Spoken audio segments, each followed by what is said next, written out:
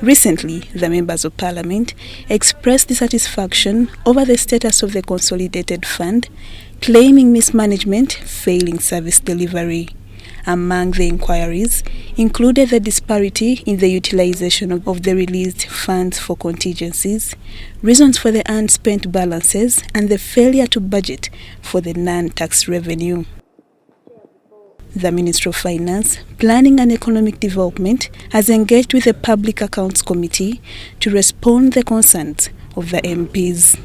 You are unable to spend that money, which makes your claim of the stock of debt rollover suspect. Members from the Accounts Department in the Ministry of Finance, Planning and Economic Development locked horns with the MPs as their presentation was found wanting. These were interrogated on matters of mismanagement without detailed documentations. If you feel that the money will not be there because you have not revised the revenue income, and you are revising, increasing the expenditure, then where do you expect to get the money from? The Accountant General at the Ministry of Finance, Semakula reiterated that government operates on a cash budget. But now you come to the end of the financial year. You remember you are at treasury operations. Now, your cash limit that you had got for this treasury operation was 8 trillion. But you don't have the physical cash. So what is outstanding are other obligations.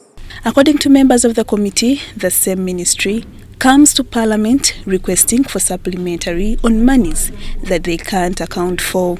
Why does finance propose to Parliament to approve money without known sources of funding? The proposal comes from you.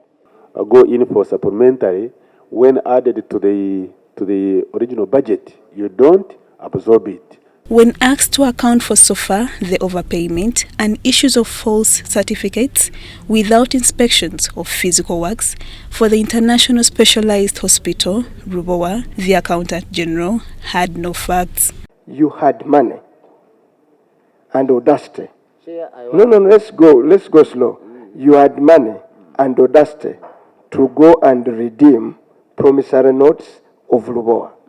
The reason as to why Accountant General, we want you to give attachments that convinced you that, by the time of payment for the promissory notes, at least you had those attachments that could convince you to commit government of Uganda to pay this money. We cannot take this lightly. You must also be sure that at least this payment I'm releasing is being released authentically. Semakula, however, committed to avail auditing reports of the same issue. You to come before this committee in front of the chair, you are only insisting on promissory notes.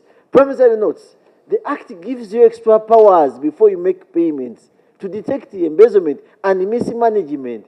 And that's why the chair is bitter. Provide those documentation we to shall this provide committee. those documentation. The committee, chaired by Muwanga Kivumbi, however, questioned why the permanent secretary and secretary to the Treasury, Ramadhan Ngobi, was not present. And he refused to appear is not proper. And he takes these committees of Parliament for a ride. In the meantime, liaise with the Secretary for Treasury to appear here.